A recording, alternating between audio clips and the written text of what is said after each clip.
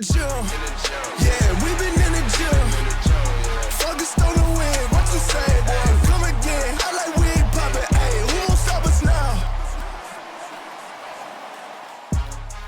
Good morning. What's going on, everybody? Welcome into First Take on this beautiful day in NYC. He is Stephen A. Smith. He's Max Kellerman. We're supposed to do this from now on, right?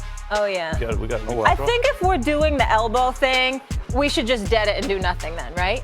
How about that? Oh, there he is. Greeny, tomorrow I want you in a Russell Westbrook outfit, coming out the tunnel, really bring your A game, and I want a wardrobe change, okay?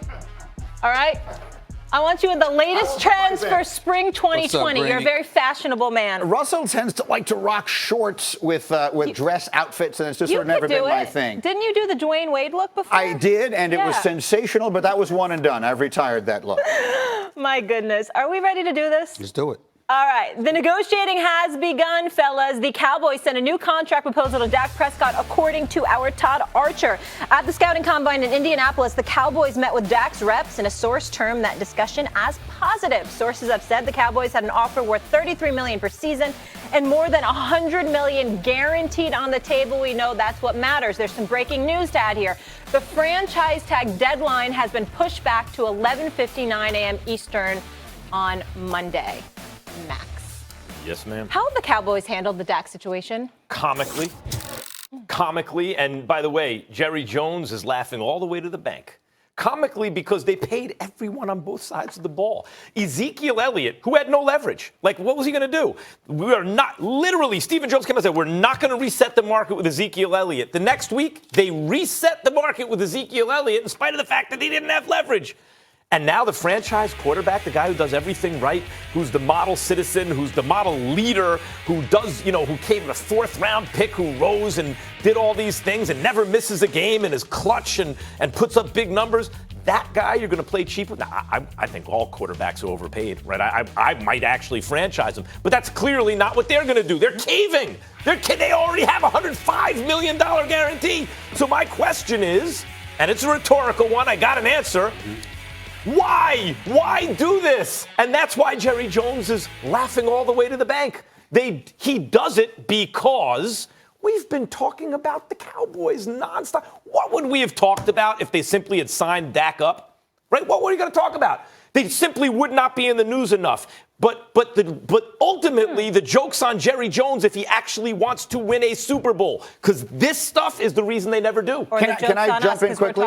Do you know what we would be talking about today? We'd be talking about them having cap space to sign Byron Jones, who was actually an incredibly important piece of what they want to do defensively and who they are definitively going to lose now because he's going to get a whole bunch of money on the open market on a defense that underperformed last year. So the bottom line of it is we can say Jerry loves the attention, and he does. Yeah. And we can say that he wins because we are talking about him. But you know where he doesn't win? His team doesn't win championships. Right. They are 8-8 every single year, and he is part of the reason for that. Because this Dak deal is one that should have been taken care of a long time ago. He should have done him way before he did Zeke Elliott for all the reasons you just pointed out. And as a consequence, it is going to cost them not a sexy piece. See, he likes the big names. He likes Dak Prescott because he's a quarterback. He likes Zeke Elliott. He likes Amari Cooper. But there are guys who actually matter, one in particular in the defensive secondary. They're going to lose now, Stephen A., and that will wind up hurting them, and that's because they got the order of this all wrong. Well, I can appreciate your position, Greeny, but the fact of the matter is he was a part of that defense when they were sticking up the joint last year. As far as I'm concerned, everybody's expendable on that damn defense. DeMarcus Lawrence got his money.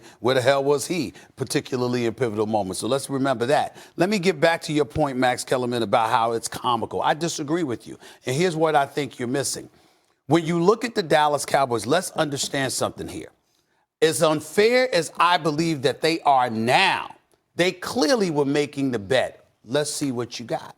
Because they were not convinced. Mm-hmm. It's not like you're treating the Dallas Cowboys as if they knew beyond a shadow of a doubt.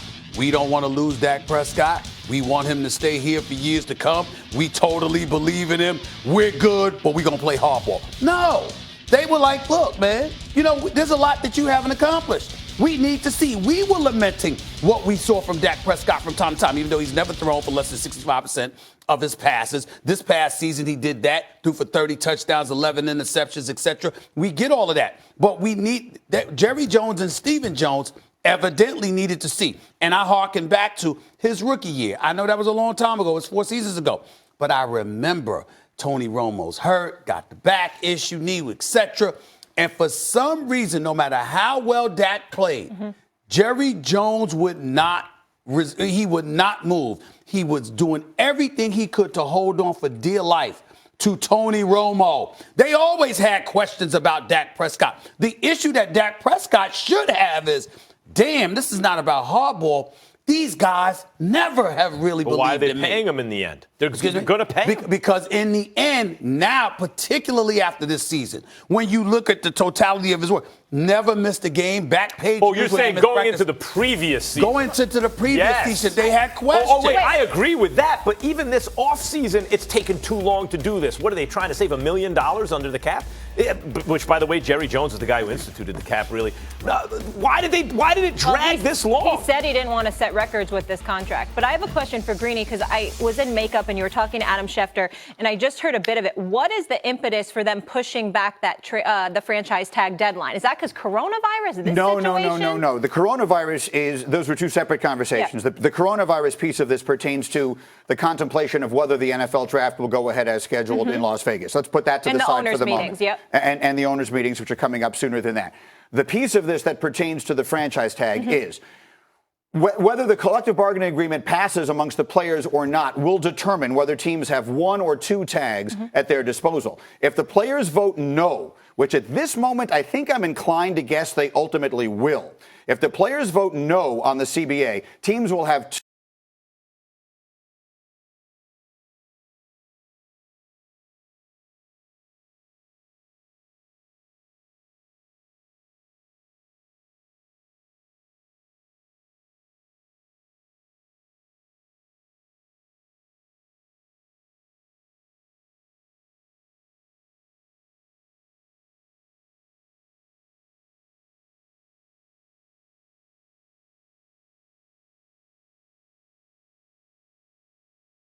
my show this morning says the market on Amari Cooper, to use my favorite word,